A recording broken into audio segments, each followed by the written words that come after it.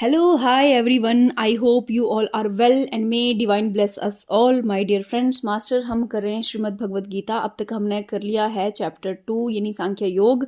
सांख्य योग को ही हम ज्ञान योग के नाम से भी जानते हैं। हमने वो कंप्लीट कर लिया है। अब हम आते हैं तृतीय अध्याय, थर्ड चैप्टर, जो कि है कर्म योग, जो कि सबका फेवरेट है और जिस पे बहुत सारी बातें भी होती हैं। तो आज हम उसको सिंपल शब्दों में समझने का प्रयास करेंगे।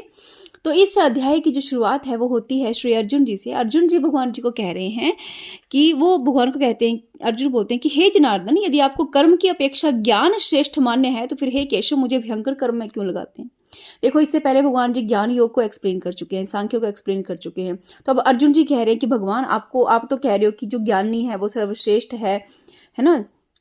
तो यानी जो आपको लगता है कि ज्ञान अगर सर्वश्रेष्ठ है तो फिर मुझे कर्म करने के लिए क्यों कह रहे हो, मतलब मुझे युद्ध करने के लिए क्यों कह रहे हो।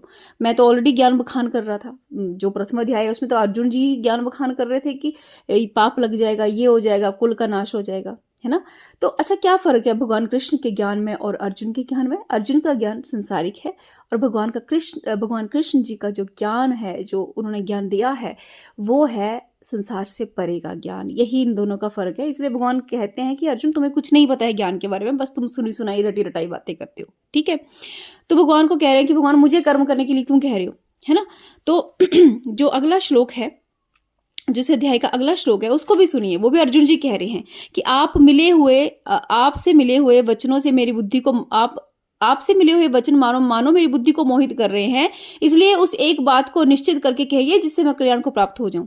देखो, अर्जुन जी भगवान को कह रहे हैं कि आप जो कुछ भी कह रहे हैं भाई, आप तो मुझे भ्रम में डाल रहे हो, है ना। अर्जुन क्या कर रहे हैं, ब्लेम कर रहे हैं किस पे, भगवान श्री कृष्ण को ब्लेम कर रहे हैं कि आप कह रहे हो कि आपको ज्ञानी पसंद है, यानी आपको ज्ञानी प्रिय है, और आप मुझे कर्म करने को कह रहे हो, ठीक है। और आप ये जो बातें कर रहे हो ये मेरे माइंड को कंफ्यूज कर रही है, मुझे समझ नहीं आ रहा है।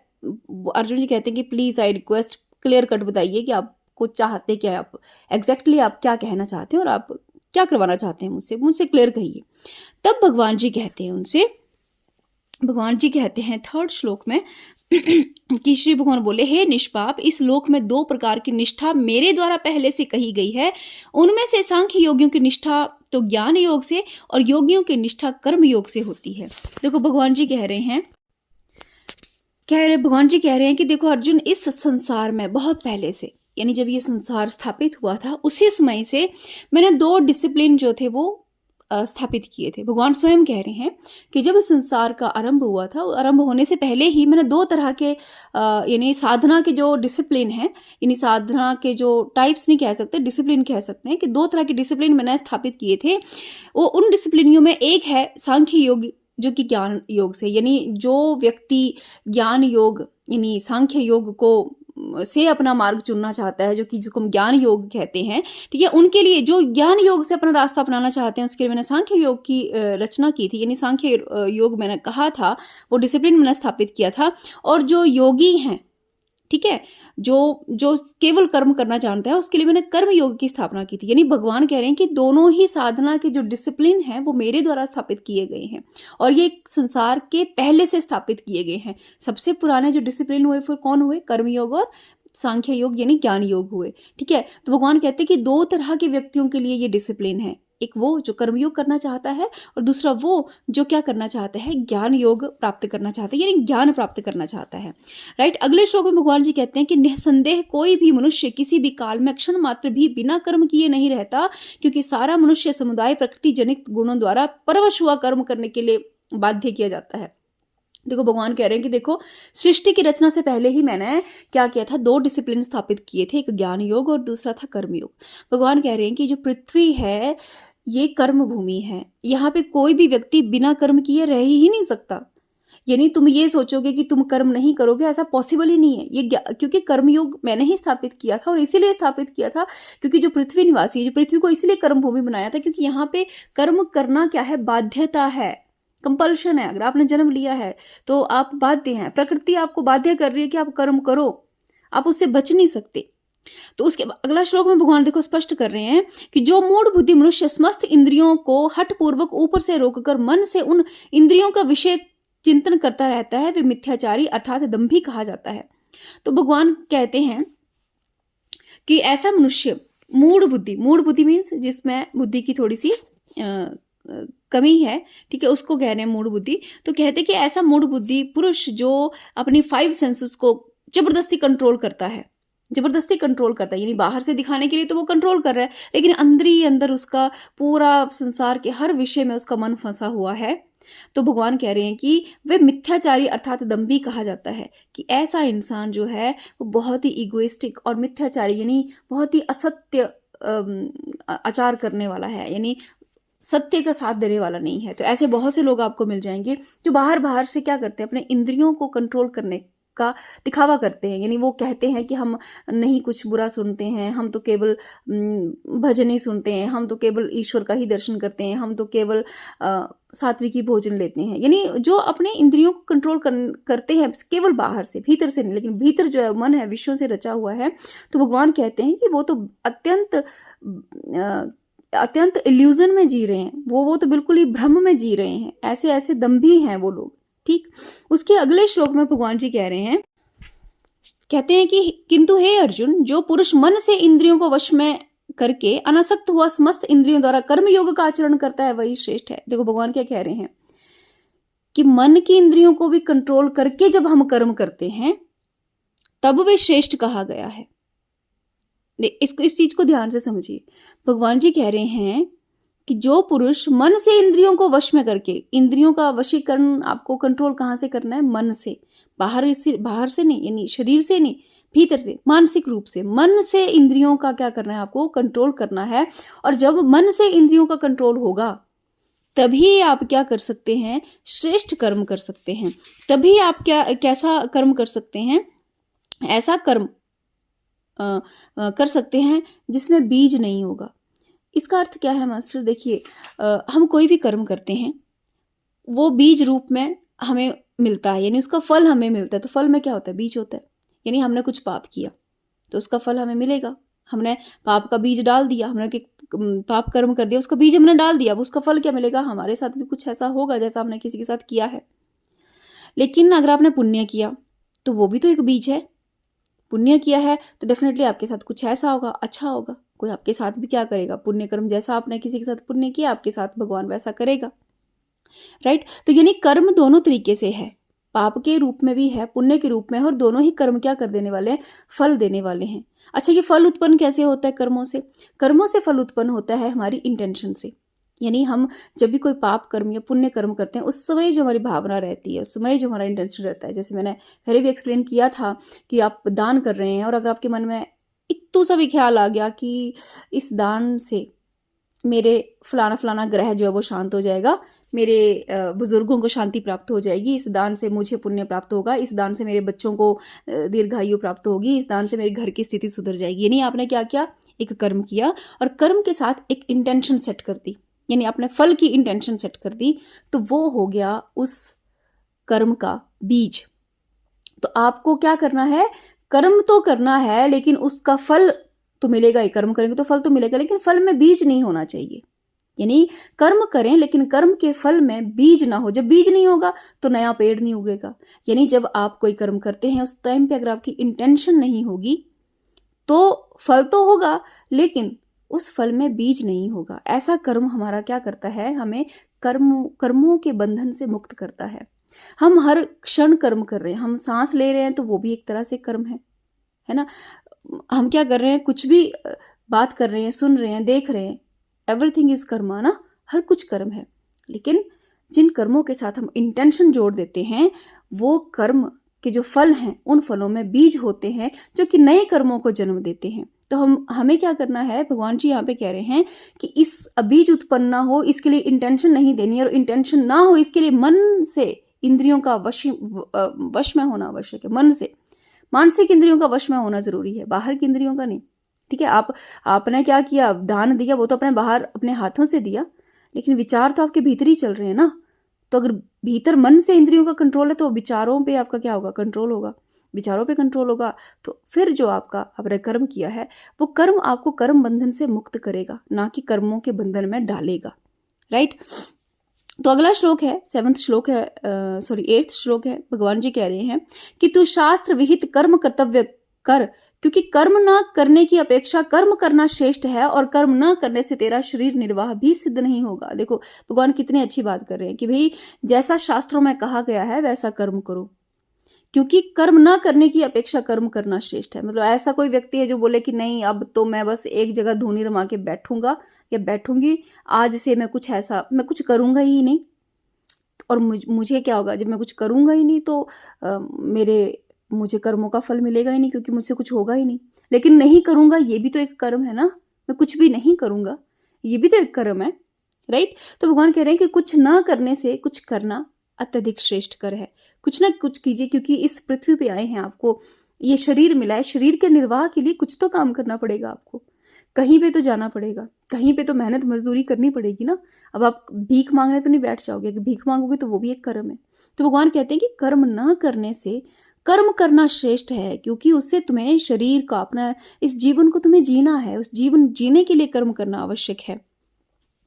फिर अगले श्लोक में भगवान कहते हैं कि यज्ञ के निमित्त किए जाने वाले कर्मों से अतिरिक्त दूसरे कर्मों में लगा हुआ ही ये मनुष्य समुदाय कर्मों से बंधता है। इसलिए हे अर्जुन, तू आसक्ति से रहित होकर उस यज्ञ के निमित्त ही भली भांति कर्तव्य कर्म कर। देखो यज्ञ यज्ञ शब्द का यहाँ पे उपयोग भगवान जी ने किया है, जबकि जो यज्ञ वर्ड है इसके बहुत से मीनिंग हो सकते हैं मास्टर्स। यहाँ पे जो यज्ञ का मीनिंग भगवान जी कह रहे हैं वो जो हम आग वाला यज्ञ नहीं है, जो हम डेली करते हैं वो वाला यज्ञ नहीं है। यहाँ पे है सेल्फ सेक्रीफाइस, जब हम कोई करते हैं ना, जिसको हम दया कहते हैं, वो भी एक तरह का यज्ञ है। यानी यज्ञ कई प्रकार के होते हैं, जैसे कि दान करना ये भी एक यज्ञ है, किसी के प्रति दया की भावना रखना ये भी एक यज्ञ है, अपने आप को किसी को समर्पित करना ये भी एक यज्ञ है, अपने आप को किसी के भले के लिए सेक्रीफाइस करना ये भी एक यज्ञ है। तो भगवान जी यहाँ पे कह रहे हैं कि हे अर्जुन, यज्ञ निमित्त किए जाने वाले कर्मों से अतिरिक्त दूसरे कर्मों में लगा हुआ, कि जब भी तुम कुछ कार्य करो, यज्ञ मीन्स समर्पण भाव भी है यहाँ पे। तो भगवान कहते हैं कि जो भी कार्य करो वो तुम यज्ञ के निमित्त करो, यानी समर्पित होके करो, समर्पण में होके करो। समर्पण किसका? ईश्वर का। तो भगवान कहते हैं कि समर्पण के अलावा जो भी कर्म आप लोग करोगे वो कर्म कर्मों से बांधेंगे, उस कर्म से और कर्म उत्पन्न होंगे। कौन से कर्म? जो हम समर्पण भाव में होकर नहीं करते। जब समर्पण भाव होगा ना मन में, जब आप पूरे कंप्लीट सरेंडर में कोई काम करोगे, फिर आपको किसी भी लाइफ की सिचुएशन से क्या होगी? कंप्लेन नहीं होगी। क्यों? क्योंकि समर्पण का मतलब क्या होता है? समर्पण का मतलब ये नहीं होता कि आपने भगवान को आज कह दिया कि मैं भगवान तेरे सरेंडर हूँ, अब मेरा कभी बुरा नहीं होगा। नहीं, समर्पण का अर्थ है कि भगवान मैंने, ईश्वर मैंने तुम्हें अपने आप को मैंने आपको समर्पित किया, अब मेरे जीवन में अच्छा होगा, बुरा होगा, अगर अच्छा होगा तो भी मैं आप ही की मर्जी समझूंगा, अगर कुछ बुरा होगा तो भी मैं ये मानूंगा कि इसमें भी मेरा कुछ भला है। उसको हम कहते हैं समर्पण। तो भगवान कहते हैं कि जब आपसे पाप हो पुण्य हो ये तो विचार ही नहीं आएगा, आप केवल क्या कहोगे? हर एक कर्म को आप किसके निमित्त कर दोगे? ईश्वर को समर्पित कर दोगे कि अब इससे जो कुछ भी प्राप्त होगा, ईश्वर जो भी तुम मुझे दोगे, फल दोगे, ठीक है, वो अच्छा होगा बुरा होगा मुझे स्वीकार्य है, क्योंकि अब उसमें आपकी इंटेंशन नहीं है कुछ कि मुझे अच्छा ही मिलना चाहिए, मुझे बुरा ही मिलना चाहिए, ये दान मैंने किया इसका मुझे अच्छा ही फल मिलना चाहिए, ऐसा कुछ नहीं है, इंटेंशन नहीं है ना। तो भगवान कहते हैं यज्ञ के निमित्त किए जाने वाले कर्मों के अतिरिक्त दूसरे कर्मों में लगा हुआ मनुष्य समुदाय कर्मों से बंधता है। यानी कर्म ही अन्य कर्मों को जन्म देते हैं, कर्म ही अन्य कर्मों को जन्म देते हैं, लेकिन वह कर्म जो समर्पित भाव से किए जाते हैं वही कर्म आपको बंधन से मुक्त करते हैं, राइट। तो इसलिए भगवान कह रहे हैं कि जितने भी कार्य कर तो आसक्ति से रहित होकर, भगवान कह रहे हैं कि अटैचमेंट नहीं रखनी। आप समर्पण तभी होगा जब आप में अटैचमेंट नहीं होगी, जब संसार के प्रति अटैचमेंट नहीं है, किसी चीज़ के प्रति अटैचमेंट नहीं है, तो आप उस चीज़ को चाहोगे ही नहीं। जब चाहोगे नहीं तो फिर वो ऑटोमेटिक क्या हुआ? सरेंडर हुआ ना। डिटैचमेंट ही तो सरेंडर का एक रास्ता है। तो भगवान कहते हैं कि तुम आसक्ति से रहित होकर उस यज्ञ के निमित्त ही भलीभांति कर्तव्य करो। भगवान कह रहे हैं कि तुम बिल्कुल अपनी अटैचमेंट को छोड़ के तुम अपने काम करो, और जो कार्य करो, जो भी तुम कर्म करो वो तुम भगवान के निमित्त लगाओ, तुम उसे भगवान को सरेंडर कर दो, ईश्वर को सरेंडर कर दो। जब तुम ऐसा कर पाओगे तो तुम्हें फिर वो कोई कर्म बांधेगा नहीं, चाहे तुम युद्ध कर रहे हो, चाहे तुम तपस्या कर रहे हो, चाहे तुम किसी का भला कर रहे हो, कोई भी कर्म तुम्हें नहीं बांधेगा। याद रखिए मास्टर्स, पाप तो बांधते हैं लेकिन पुण्य भी हमें बांधते ही हैं। उसके बाद है प्रजापति ब्रह्मा ने कल्प के आदि में यज्ञ सहित प्रजाओं को रचकर उनसे कहा कि तुम लोग इस यज्ञ के द्वारा वृद्धि को प्राप्त हो और ये यज्ञ तुम लोगों को इच्छित भोग प्रदान करने वाला हो। तो भगवान श्री कृष्ण यहाँ पे कह रहे हैं कि जब पृथ्वी की यानी जब जब ये क्रिएशन हुई थी, इस क्रिएशन के साथ ही ब्रह्मा जी ने, यानी ब्रह्मा को हम क्रिएशन का कारक मानते हैं, है ना? तो कहते हैं कि ब्रह्मा जी ने जब क्रिएशन की थी, देखो ब्रह्मा कौन है? ब्रह्मा भी हम ही हैं। हम ही अपनी लाइफ को क्रिएट करते रहते हैं, कुछ ना कुछ सोच के, ऐसा होगा वैसा होगा, और हम फिर अपनी लाइफ को क्या करते हैं? डायरेक्ट करते हैं। हमारे बिलीफ ही हमारी लाइफ बनाते हैं मास्टर्स। तो ब्रह्मा भी हम ही हुए, राइट? और जो डिस्ट्रॉयर है वो भी हम ही हैं, और जो सस्टेन करने वाले हैं वो भी हम ही हैं। लेकिन फिर भी फिलहाल यहाँ पे भगवान जी जो इंडिकेशन दे रहे हैं कि जो ब्रह्मा है, जब उन्होंने क्या किया था, मैनकाइंड का क्रिएशन किया था, जब भी इस क्रिएशन किए थे, क्रिएशन के साथ ही उन्होंने विभिन्न प्रकार के यज्ञों का निर्माण किया था।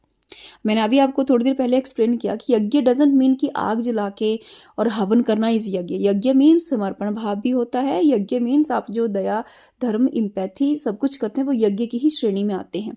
जहाँ पे जाके हर चीज़ शुद्ध हो जाती है, वो कोई भी वस्तु जो किसी भी जगह पे जाके शुद्ध होती है, उसी को यज्ञ कहते हैं। यज्ञ क्या है? शुद्धिकरण का एक मार्ग है। जब हम अपने घर में भी कोई यज्ञ करते हैं, अग्नि यज्ञ करते हैं, उसको हम अग्नि यज्ञ कहते हैं, तो अपने घर की ऑरा को हम क्या करते हैं? शुद्ध करते हैं। यज्ञ का मेन मोटिव है शुद्धिकरण। अब शुद्धिकरण जिन कर्मों से होता है, राइट, वो सब किस कैटेगरी में आएंगे? यज्ञ की कैटेगरी में आएंगे। तो कहते हैं कि ब्रह्मा ने जब सृष्टि की रचना की थी, तो उन्होंने बहुत से विविध प्रकार के यज्ञों को भी उत्पन्न किया था, और उन्होंने कहा था कि इन विविध प्रकार के यज्ञों से हे मनुष्यों, तुम्हें क्या प्राप्त हो? इच्छित फल प्राप्त हो, या तुम्हारी वृद्धि हो। यानी इन यज्ञों का तुम यूज करना अपने प्योरिफिकेशन के लिए, और उससे तुम्हें क्या प्राप्त हो? इच्छित भोग। इच्छित भोग यानी अब देखो, अगर आप कोई सपोज इच्छित भोग कैसे प्राप्त होंगे? सपोज इंटेंशन सेट करके आपने अच्छे अच्छे कर्म किए, सत्कर्म किए, तो उससे क्या हो गया? आपकी इच्छित इच्छित भोगों की प्राप्ति होगी। जो भी आप चाहते हैं कि पुण्य आपको मिले, आप वैसे ही क्या करेंगे? पुण्य करेंगे। लेकिन है, वो भी एक तरह का यज्ञ हुआ। किसी को आपने क्या किया? भला कर दिया, किसी को अन्न दान कर दिया, तो पुण्य हुआ। हो सकता है अगले जन्म में आपको भगवान बहुत बड़ी जगह ज़मीन या बहुत बड़े रिच फैमिली में पैदा कर दे, क्योंकि आपने किसी का पेट भरा था, है ना? तो आपको इच्छित भोग की प्राप्ति होगी। लेकिन ये भोग भी तो बांध ही रहा है। लेकिन हाँ, ब्रह्मा जी ने सृष्टि के क्रिएशन के साथ साथ इन यज्ञों की रचना की थी। इन रचना करने का मेन मोटिव था purification of Mankind, purification of human mind, है ना? अब उस प्योरिफिकेशन से, उन यज्ञों से हम दो तरीके से अपने अपने लाइफ में उन यज्ञों को यूज़ कर सकते हैं। एक तो हम इच्छित भोगों को प्राप्त कर सकते हैं, दूसरा हम अपनी वृद्धि को प्राप्त हो सकते हैं। वृद्धि मीन्स हम अपने लाइफ में इंजॉयमेंट में, प्लेजर, उन सबको प्राप्त कर सकते हैं, या फिर अपने मन का शुद्धिकरण करके हम उस ईश्वर को भी प्राप्त कर सकते हैं, राइट? फिर उसके बाद अगले श्लोक में भगवान कह रहे हैं कि तुम लोग ये इस यज्ञ के द्वारा देवताओं को उन्नत करो, और वे देवता तुम लोगों को उन्नत करें। इस प्रकार निस्वार्थ भाव से एक दूसरे को उन्नत करते हुए तुम लोग परम कल्याण को प्राप्त हो जाओ। अच्छा, अब यहाँ पे देखिए, यहाँ पे भगवान ने कहा है कि तुम लोग इस यज्ञ के द्वारा देवताओं को उन्नत करो। देवता कौन है? जो देते हैं। देवता कभी लेते नहीं है, वो सिर्फ देते हैं। वरदान देंगे, इच्छित भोग प्रदान करेंगे, यानी जो देना जानते हैं। और मनुष्य कौन है? जो देवताओं से हमेशा मांगना जानता है ना? तो भगवान कह रहे हैं कि ये जो यज्ञ जब तुम करते हो, देखो, अगर आप सपोज करो कि आप किसी को लाइफ जीने के लिए कुछ दे रहे हो, तो आप उस व्यक्ति के लिए ईश्वर तुल्य हुए कि नहीं हुए? भगवान क्या करता है हमें? हम जो भगवान भगवान कहते हैं, देवता देवता कहते हैं, वो हमें क्या दे रहे हैं? वही तो दे रहे हैं, ज्ञान दे रहे हैं, भक्ति दे रहे हैं। लक्ष्मी माँ से हम धन मांगते हैं, अपने घर परिवार जगह ज़मीन, पता नहीं क्या क्या मांगते हैं। जो भी मांगते हैं हम हमेशा मांग ही रहे होते हैं, और वो लोग हमें दे ही रहे होते हैं। दया भी, करुणा भी दे रहे होते हैं, प्रेम भी दे रहे होते हैं, है ना? तो जब कोई सपोज दो व्यक्ति हैं, एक व्यक्ति दूसरे व्यक्ति को कुछ दान कर रहा है, या उसके जीवन में खुशियां लेकर आ रहा है, या उसके धन दे रहा है, या किसी प्रकार से उसकी सहायता कर रहा है, तो पहला वाला व्यक्ति तो देवता हुआ। किसके लिए? जो दूसरा वाला व्यक्ति है, जिसको कि चाहिए, सपोज कोई निर्धन है, तो उसके लिए तो वो क्या देवतुल्य हुआ ना, है ना? तो भगवान कहते हैं कि जब ऐसे यज्ञ तुम करते हो, जब ह्यूमन मैनकाइंड ऐसे यज्ञ करती है, कौन से यज्ञ? दया का, धर्म का, दान का, सिंपैथी का, इम्पैथी का, जब ये यज्ञ मनुष्य करता है, तो इससे देवता, यानी जो यज्ञ करता है, यानी जिसने ये सारे यज्ञ किए हैं, उसका तो कल्याण होगा ही होगा। जिसके ऊपर ये यज्ञ किया गया है, यानी जिसके कल्याण हेतु ये यज्ञ किया गया है, जिसको आपने दान दिया है, जिस पे आपने करुणा बरसाई है, उसका भी कल्याण होगा। दोनों का ही कल्याण होगा। तो ईश्वर जी, श्री कृष्ण भगवान यहाँ पे कह रहे हैं कि इस प्रकार के यज्ञ से न केवल तुम अपना क्या करते हो, भला करते हो, बाकियों का भी तुम भला करते हो। जो देव है यानी जो देने देने देव तुल्य यानी जो देने का भाव रखता है, उसका तो कल्याण होता ही है, लेकिन जो रिसीव करता है, रिसीवर है, उसका भी क्या होता है, कल्याण होता है ना किसी लेवल पे। संसारिक लेवल पे हो, चाहे मेंटल लेवल पे हो, चाहे वो इमोशनल लेवल पे हो। ज़रूरी नहीं है कि आप कुछ भौतिक वस्तु ही देते हैं। यदि आप किसी को ज्ञान भी देते हैं, तो भी उस ज्ञान से यदि आपकी आँखें खुलती हैं, तो वो ज्ञान देने वाला आपके लिए देवतुल्य हुआ और आप क्या हुए, रिसीवर हुए। अनि राइट? या फिर आपने किसी की सहायता कर दी। कोई सपोज़ करो कोई बहुत भावुक इंसान है, उसको आपने समझा दिया, मोटिवेशन कर दिया, तो उसके लिए आप देवतुल्य हुए, क्योंकि आपने उसको एक नेगेटिव साइड में जाने से बचा लिया। तो वो आप एक नॉर्मल मनुष्य हुआ। तो आपने अपना तो कल्याण किया ही किया, क्योंकि आपने एक पॉज़िटिव इमोशन या एक मोटिवेशन किसी को दी है, तो उसका पुण्य तो आपको मिलेगा ही मिलेगा। लेकिन उस व्यक्ति का जीवन भी तो क्या हुआ, टर्निंग पॉइंट आया ना उस व्यक्ति के जीवन में, तो उससे भी क्या होगा, उसका भी क्या होगा, कल्याण होगा। तो भगवान कह रहे हैं यहाँ पे कि इस तरह के यज्ञ करने से ना केवल तुम अपना कल्याण करोगे, बल्कि देवताओं का भी क्या करोगे, कल्याण करोगे, और दोनों के लिए ही क्या है, एक अच्छी बात है, एक हाईएस्ट गुड को तुम दोनों प्राप्त करोगे।